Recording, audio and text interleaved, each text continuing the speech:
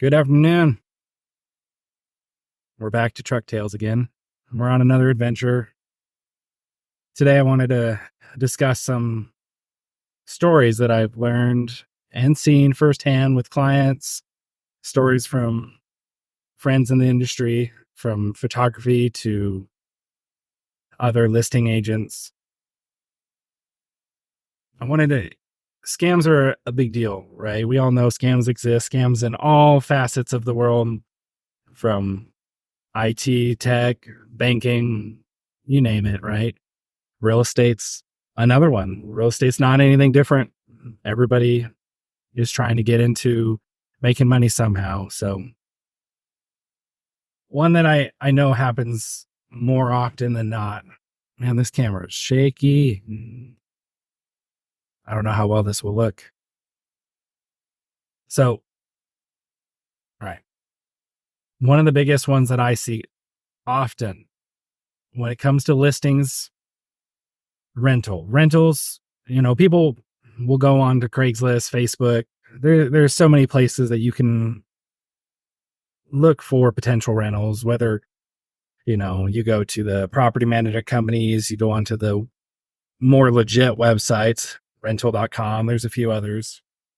But when people will look on Craigslist or Facebook Marketplace, I'm not saying that the others can't scam, that you can't get false rentals on there, but I think they probably have more of a vetting process, especially with property management. I mean, their whole job is to help the person that owns the property rent it out, and they take care of it, manage it, operate everything, get the paychecks, send it off to the sellers, right? The owner.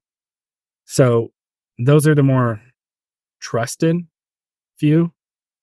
Same with probably the online ones, like rental.com. They probably have a little bit of more of a vetting process. I don't know. I've never looked into it, but my guess is they probably would. Yet Craigslist, Facebook, they don't. We all know all the Facebook scams that are out there.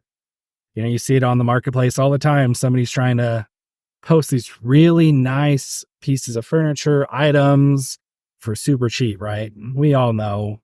But I know other people, not everybody does, right? The unfortunate part is it works. Otherwise, they wouldn't be doing it. So the rental part of it, everybody can go on and see what is being listed, right? As an agent, our jobs, we help the sellers list their properties on the MLS. The MLS gives the rights to people like Zillow, Realtor.com, Trulia, all these places to be able to draw that information, put it on their website to get into front of more buyers, right? That's the idea, is that all these places that you use just piggyback off of us, off the MLS. So everybody in the world who has the ability and the access to access Zillow, to access Realtor.com, can see homes that are on the market that are vacant, whatever, whether they're occupied or not. Most of the time, I don't think I've ever seen one that's occupied. It's usually vacant properties with these scams that they will obviously say they're for rent on either Craigslist, Facebook, alternate places. And these renters will try. They will put in their application, charge the fee, and then never hear back. And the average fees are between 40 and 70 from what I've seen. That's a lot. I mean, that's not a lot of money, but it's a lot of money. You get 100, 200 people that apply for it, or less than that. Even if you got 50 people, it's a lot of money. And they do it all the time. And I've heard people actually getting involved with it. I've actually seen, so I talked to a listing agent once that had a story like that, to where these renters were there. They have fake keys. They thought they were moving in, and the agent was there showing the property at the time. And they're like, no, this is my listing. It's for sale. The owners aren't renting it out. Where did you get this, rental application? Who'd you go to? And it was just, it's a really sad situation, because we don't know their situation before that, but can't imagine that they didn't just pack up and move somewhere else. I've heard there's another story that a buddy of mine he was a photographer, was doing his photography real estate. He was at this property out in the middle of nowhere. It wasn't listed yet, but that's why he was out there, right? He was out there to get the photos so it can be listed. This lady and her two kids drive up and they're there and he's confused. He talks to them. They're like, yeah, we just bought this house. You know, we had such a good deal. We sold our manufactured home in another place that they came from and they moved down here to do that. And he was like, oh, he didn't know what to do. So, because he started telling him like, well, I'm out here to take listing photos because the property is going to be listed by the seller with the agent who hired me. And she was obviously very confused. She's like, and he called the agent to talk to him, let him know what's going on. The agent obviously was on their way down, but from what he gleaned from it, after talking to her a little bit, she sold her home up there. And the person who bought it said, well, yeah, I'll send you the deed and all the stuff to sign later. Like, she didn't even close before she moved. She didn't even know that she literally sold her property to these people to buy this property, and they were selling the property, or they had the way to buy it, whatever the case. Like, the story is just this person helped them buy this property and they bought her property. And she just took it on the word that they had, that there was no deed, nothing recorded for her. She had nothing to show that it was her house. And obviously we know the seller didn't sell it to her. But that, from what I understand later on the story afterwards, he told me that after the agent talked to the lady, she sold her home to the guy, right? She goes home, her manufactured home is gone. All they did was they took possession of the manufactured home, drove it off. It's simple as that. She lost everything. My guess is she still had her home, the property, because my guess is none of it was legit. They just scammed her they pretty much stole her home. They bought her house, because manufactured homes are personal property. So they're different in the sense of transferring land to somebody. So that's where my guess is they didn't actually buy the property from her. They just bought the manufactured home, and she didn't know that. So she lost out pretty big. And that's just one of those sad stories that you hear, like these scams that can happen and how easy it is for somebody to mess with you. Because I can go down to the courthouse and get a quitclaim deed. Pretty easy. And then you could try to sell that to somebody, that even if you don't have ownership. But you can trick people pretty easily. So it's possible that's what this person did. It's really sad that the different offices don't validate things when somebody comes in, but that part is what it is. So I don't know the full story of like how that went down, because obviously this is all secondhand information and she's upset, but it's one story to let people know. Just really vet, really pay attention. This is why you really want to have a trusted advisor helping you, help you sell your property, buy your property, find a realtor that you trust. Like that, there's a real reason we're needed, because things like that happen, and you can buy things that you don't actually have the rights to. Because they didn't have the rights to sell it.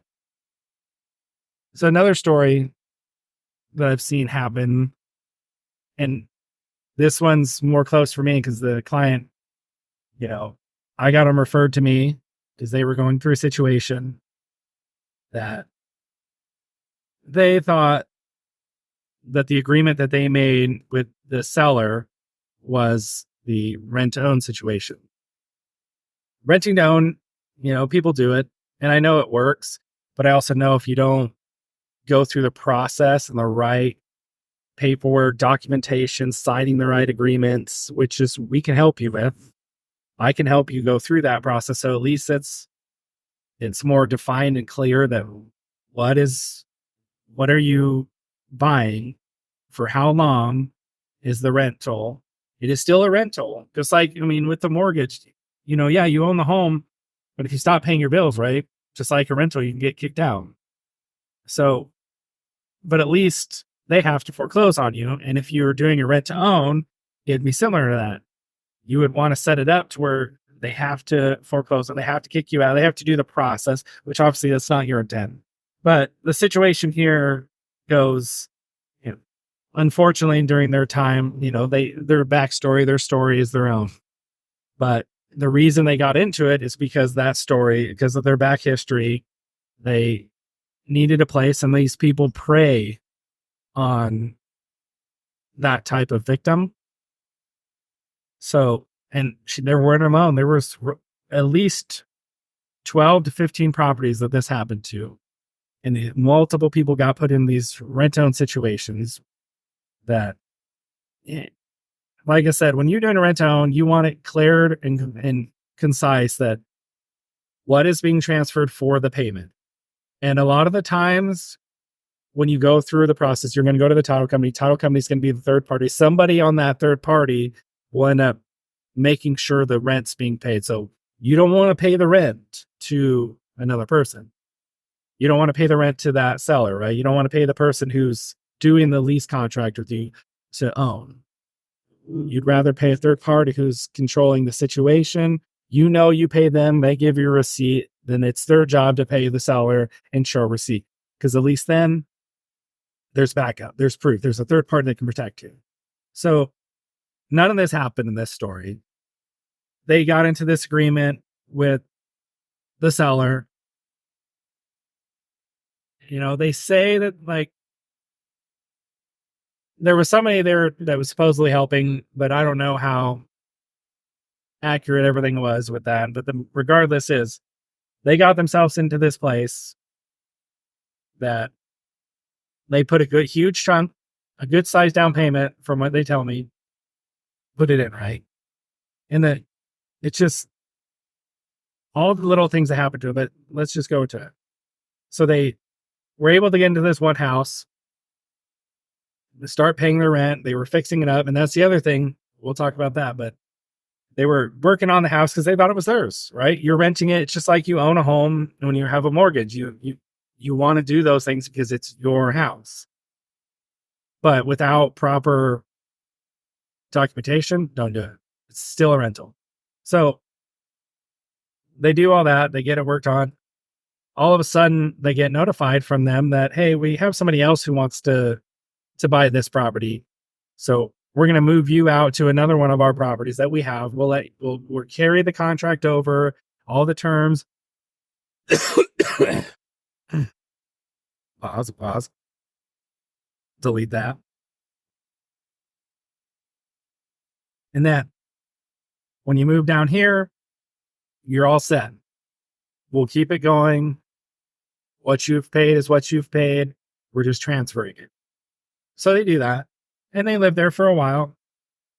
And then all of a sudden, the seller decides to stop paying his mortgages. So all of the homes that he owned were all private mortgages. So he had to pay them. He had to keep up. And the idea, right, when you're investing and you have the idea is to obviously you have a bunch of rentals, you rent them out for market value at the time, rents go up, and the idea is to increase the rent and pay for it. Sometimes people will overproject in those situations, seeing where the market is and knowing, hey, we fix these houses up while we're letting people live there, or we fix them up, or years go down the line, the rent will increase. You can't always predict the market. Sometimes the market fails you and you can lose out. This situation isn't, in my opinion, that type of situation. It wasn't due to market. It wasn't due to anything. It was just, it feels more of a,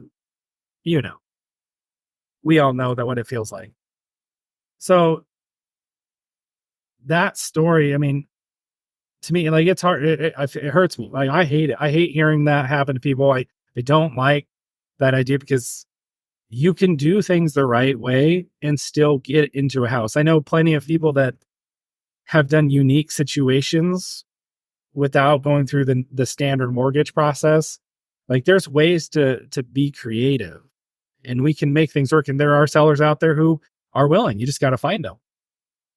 Yet in a situation like this, it's when you play on the people who just don't have an understanding, or don't, or just that they're in a dire need, that these situations are why people get scammed.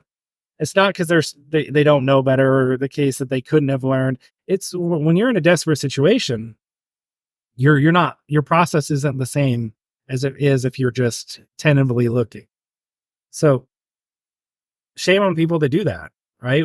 And I want to let people know that these things are out there because it's not always real.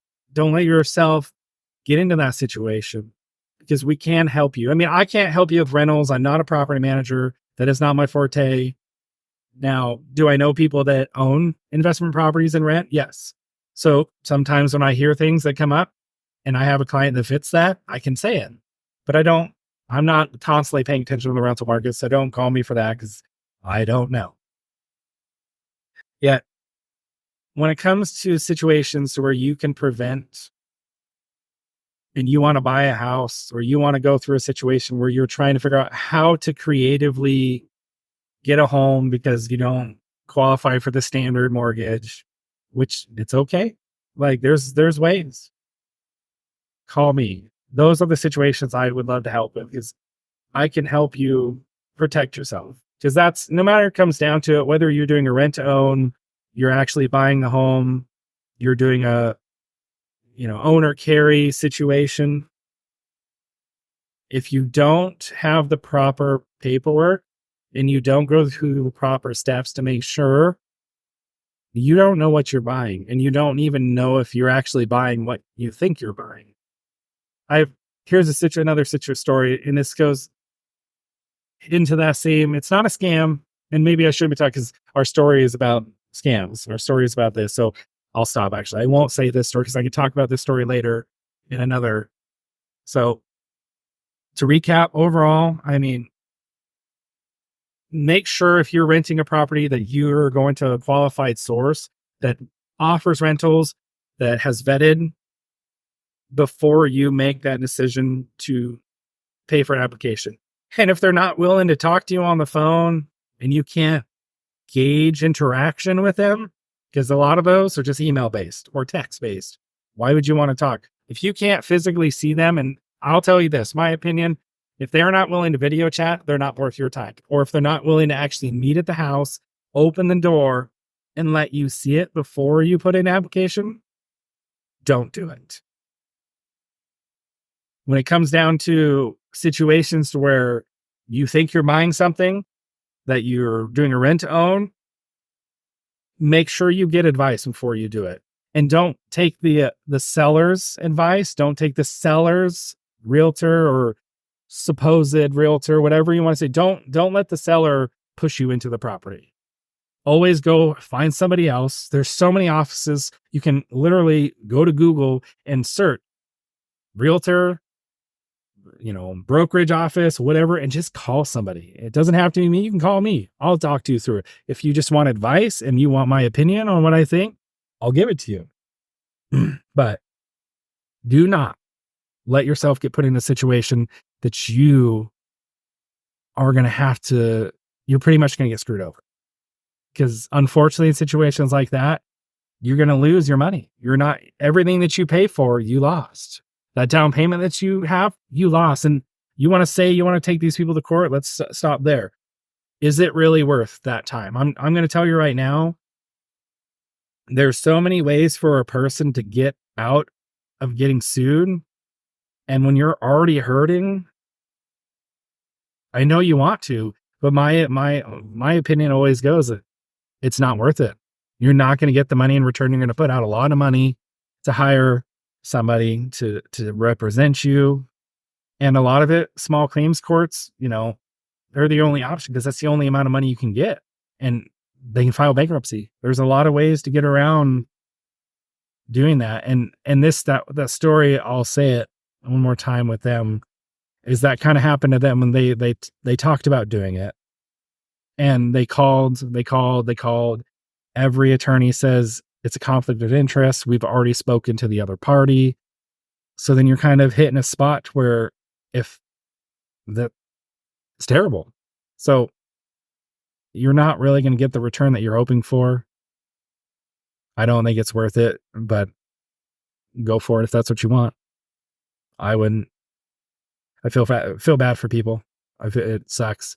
But like I said, hearing stories like this, I feel like do give a little insight to the reality of the world.